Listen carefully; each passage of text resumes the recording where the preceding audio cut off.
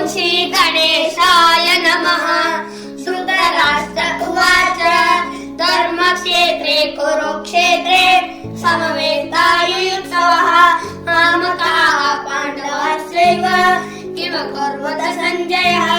सञ्जय उवाच दृष्ट्वा तु पाण्डवानीकम् योढं दुर्योधनस्तदा आचार्यम् उपसङ्गम्य राजा वचनं ब्रवीत् पश्यतां पाण्डुपुत्राणाम् आचार्यं महतीं च मौ व्यूढं द्रुपदपुत्रेण तव शिष्येन धीमता अत्र शूरमहेश्वास भीमार्जुनसमायुधि नियुधानो विराटश्च द्रुपदश्च महारथाः अश्वकेतुर्केकितानः काशीराजश्च वीर्यवान् पुरतिं शक्तिबोधश्च सैन्यश्च नरपुङ्गवः